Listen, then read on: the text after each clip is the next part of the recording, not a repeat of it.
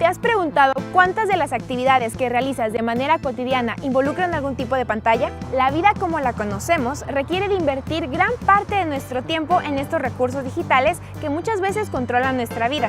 Un ejemplo son los celulares, las televisiones y los cajeros automáticos. Yo soy Irma Peña, estudiante de la licenciatura en Ciencias y Técnicas de la Comunicación y estás viendo Angular.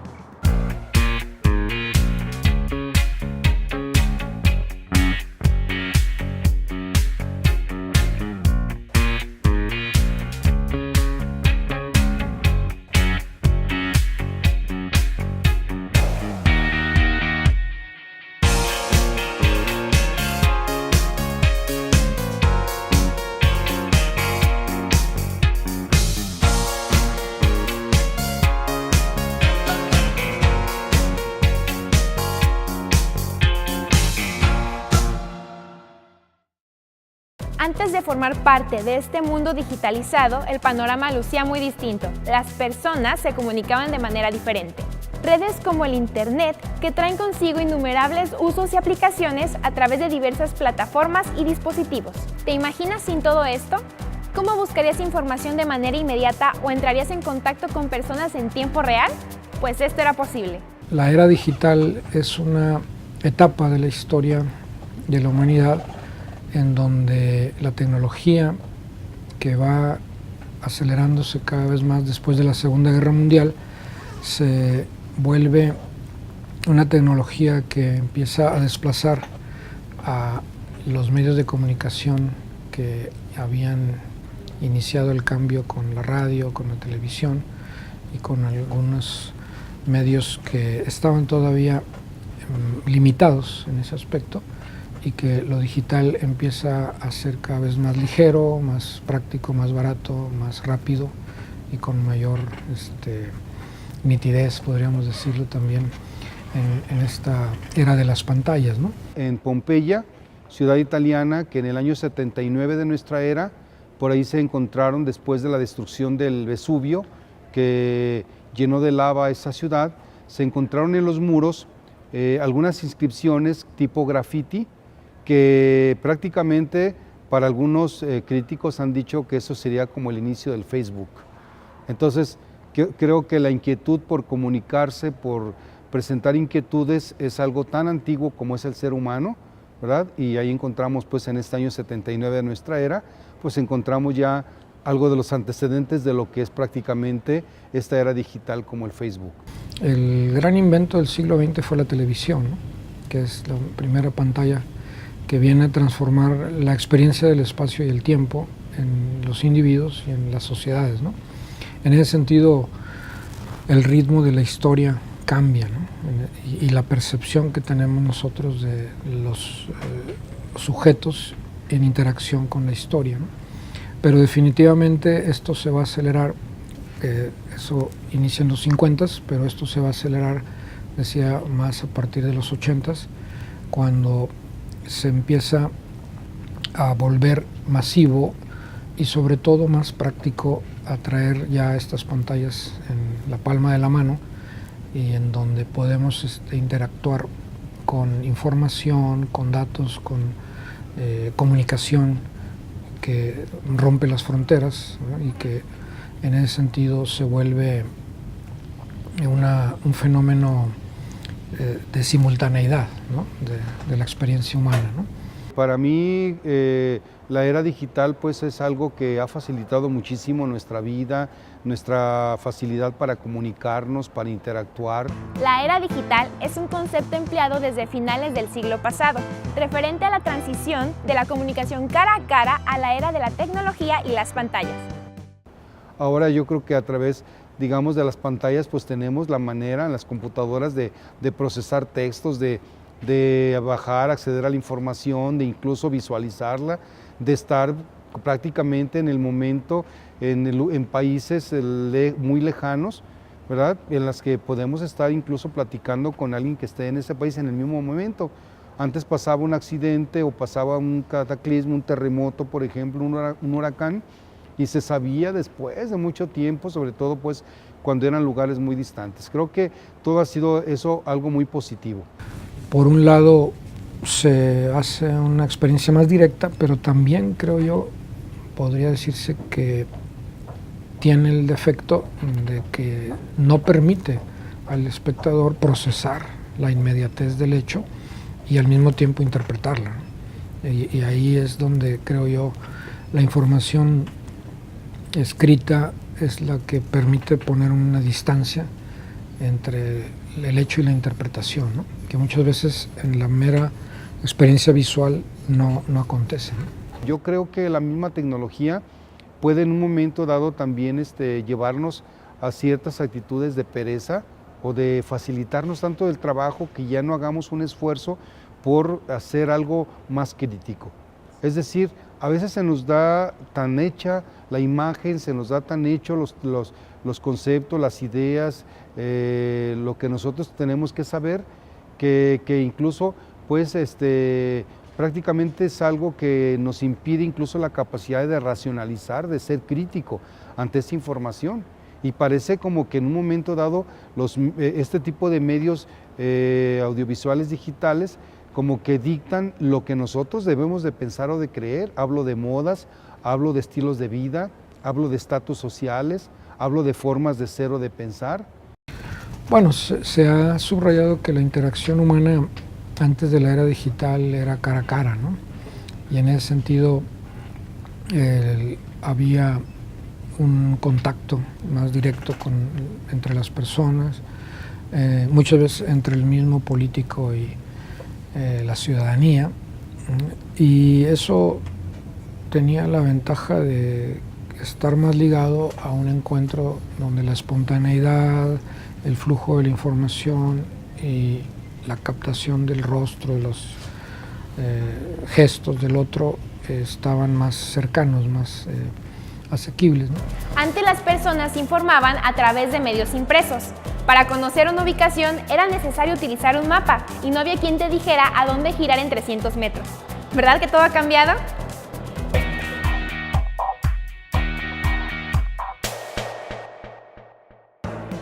Si nos ponemos a observar a detalle todo lo que nos rodea, nos daremos cuenta de que prácticamente todo está digitalizado, desde los medios de información hasta los medios de comunicación.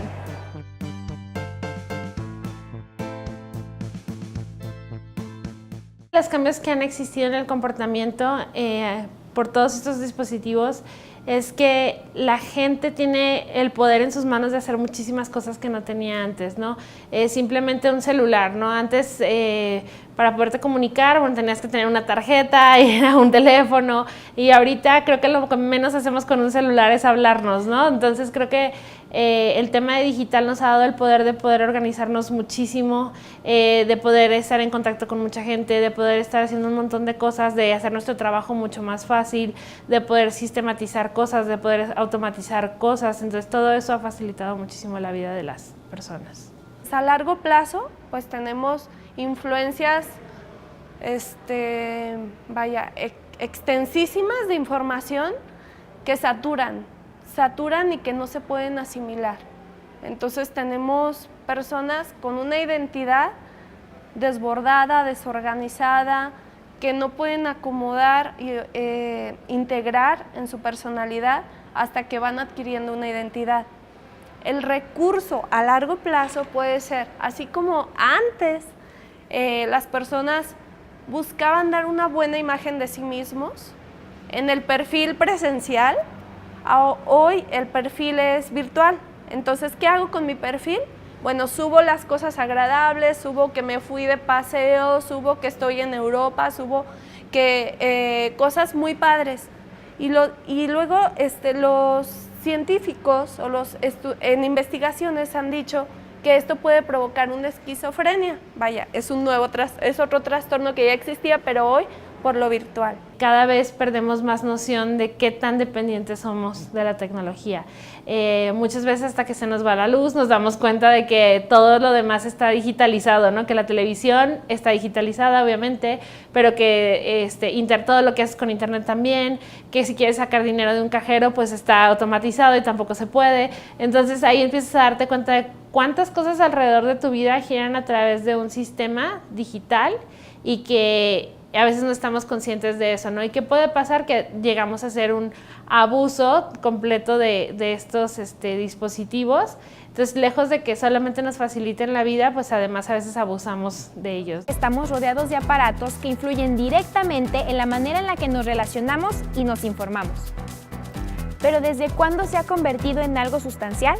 Yo creo que la gente cuando inventó este tipo de dispositivos lo que estaba buscando era la solución de problemas.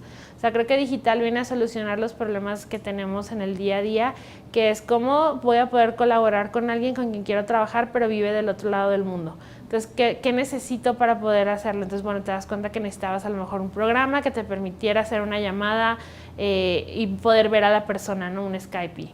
Y quizá lo que nos hemos dedicado ha sido a resolver problemas, o sea, tratar de ver qué problemas tiene la gente y ver de qué forma la tecnología puede ayudarnos a resolverlos. Y esa es la razón por la que yo creo que se han estado inventando tantas cosas, ¿no? Y porque cada vez tenemos más evoluciones en digital. El uso del Facebook, por ejemplo, que genera tantas amistades, entre comillas, porque luego resulta que muchas de esas amistades no las conocemos directamente. Lo conocí en el Facebook, es muy típico, ¿verdad? Y apenas tengo 6 meses platicando con esa persona, pero apenas la voy a conocer en persona, ¿no? Pues eso obviamente que nos va marcando una transformación de los afectos, ¿no? En donde si le creemos a los testimonios, pues muchas personas se enamoran por Facebook o se enamoran por las redes sociales. En otros momentos de la historia era tratar a la persona directamente, era escuchar su voz en vivo, poderla ver, tocar, de pronto saludar de mano, abrazar. Fenómenos de este tipo, que involucran a tantas personas y generan cambios tan drásticos en la forma de vida, nos hace cuestionarnos sobre qué es lo que debemos hacer para no caer en excesos y aprovechar al máximo estas herramientas. Los riesgos de esta revolución digital pues podrían ser muchos, desde el hecho, como te comentaba, de que lleguemos a sobreexplotar el tema digital y que a lo mejor dejemos de ser un poco más humanos por estar más digitalizados y que a veces es más fácil para nosotros incluso mandar un mensaje que hablarle a una persona. Bueno, eso es un riesgo porque al final podemos empezar a perder empatía, podemos empezar a ver, como todos los días vemos a lo mejor cosas, hablando de redes sociales, por ejemplo, cosas que pasan alrededor del mundo y como los ves diario, pues a perderle la importancia de lo que realmente es, ¿no? Entonces creo que ese sería un problema que nos podemos deshumanizar un poquito. La presunción de tener tantos amigos de pronto es muy relativa, ¿no? Porque no siempre se sabe a ciencia cierta qué cara te está ofreciendo el otro, qué parte de su personalidad y qué otra estás quedando oculta, ¿verdad? Que eso también, tristemente, a veces nos da sorpresas que pueden ser trágicas, ¿no? El enamorado que conocimos por la red y que cuando lo conocemos directamente es un tipo o una persona violenta o que tenía otras intenciones, ¿no? La era digital nos ha permitido involucrarnos en acontecimientos del mundo, ser protagonistas en lugar de ser espectadores.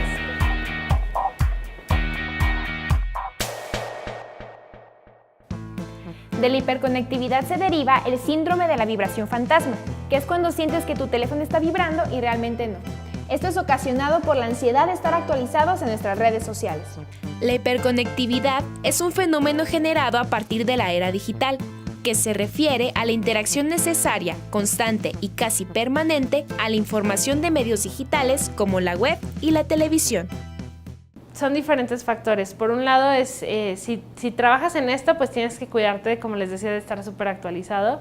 Pero también tienes que cuidar también si eres como usuario normal, no necesariamente que trabajes en el tema digital, pues de saber tener un balance entre una vida normal y una vida digital, el saber, por ejemplo, a los niños, ¿no? No darles un iPad desde muy, muy chiquitos, porque sí es necesario que aprendan a usar un iPad, sí, porque va a ser una generación distinta a la de nosotros. Sin embargo, no puede sustituir por completo un iPad la experiencia de que un niño juegue con otro niño, ¿no? Entonces, tendríamos que encontrar ese tipo de equilibrios entre qué les vamos a enseñar a las nuevas generaciones para que tengan las herramientas de no perder el lado humano, pero sí también tener todo eso. No podemos alejarlos de la tecnología, ¿no? Porque va a ser la base de su vida. Bueno, yo creo que la misma tecnología puede en un momento dado también llevarnos a ciertas actitudes de pereza o de facilitarnos tanto el trabajo que ya no hagamos un esfuerzo por hacer algo más crítico.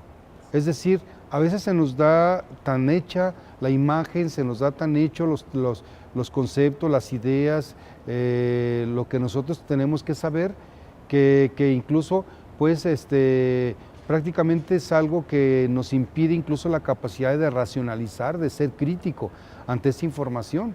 Y parece como que en un momento dado este tipo de medios audiovisuales digitales como que dictan lo que nosotros debemos de pensar o de creer. Hablo de modas, hablo de estilos de vida, hablo de estatus sociales, hablo de formas de ser o de pensar. Antes simplemente se nos transmitía la noticia y nos quedamos con ella y teníamos que hacer un discernimiento crítico si aquello realmente era conveniente, era verdadero o era falso. Y ahora parece que el que dicta lo que nosotros debemos de pensar o de creer, y estoy hablando también en la política, en la economía, en los principios, en los valores, parece que se nos imponen con tal convicción y tenemos tanta tecnología que en un momento dado pareciera como que nos impiden pensar o analizar, ser críticos ante eso. Ya Giovanni Sartori, ¿verdad? Este señor italiano, él tiene muchos trabajos muy críticos precisamente sobre esa a veces incapacidad de muchas personas de que solamente se van a la imagen, se van al escrito, pero no hacen un discernimiento crítico, racional, que los pueda llevar a encontrar la verdad. Y lo que dice Internet a veces se puede pensar que es verdad totalmente, cuando no, ciertamente yo creo que hay que hacer también un análisis muy crítico, ¿verdad? Con base a muchas fuentes, con base a muchas opiniones para poder tener algún criterio de verdad. Ok, creo que los riesgos a nivel global serían justo el tema de que la información es muy fácil de acceder, e incluso creo que el tema es que si no tienes como las bases para saber qué información es cierta, qué información es falsa, qué información no tiene valor, qué información sí tiene valor, pues puede llegar a contaminarse todo el tema, y sobre todo pasa en redes sociales, que es donde más lo puedes ver, ¿no?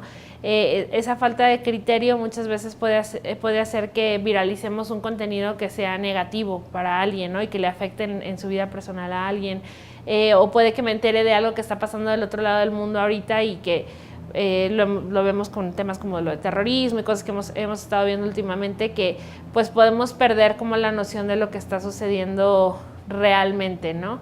Si creemos que todo el mundo está compartiendo información que es real, porque a veces sí va a haber gente que sí y a veces va a haber gente que no, entonces podríamos confundirnos, ¿no?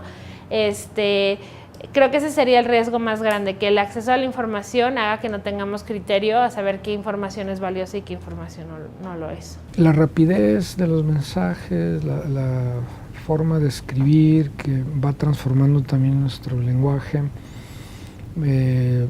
la facilidad con que estos mensajes se pueden enviar y estar interactuando, de pronto, si no lo controlamos, yo digo que se puede caer también en una dependencia psicológica, por ejemplo, en donde ya se han hecho estudios, en donde hay personas que si suben una foto o alguna información y no supera los likes, ¿verdad?, los me gusta que esperaba, tal vez más de 100 o más de 200, se deprime, ¿verdad? O si simplemente la foto fue ignorada, ¿verdad?, y nada más los familiares más directos le pusieron like, ¿verdad?, la persona lo padece, ¿verdad? Que yo digo, es un fenómeno interesante en el sentido de cuánto está nuestra autoestima ya dependiendo de las redes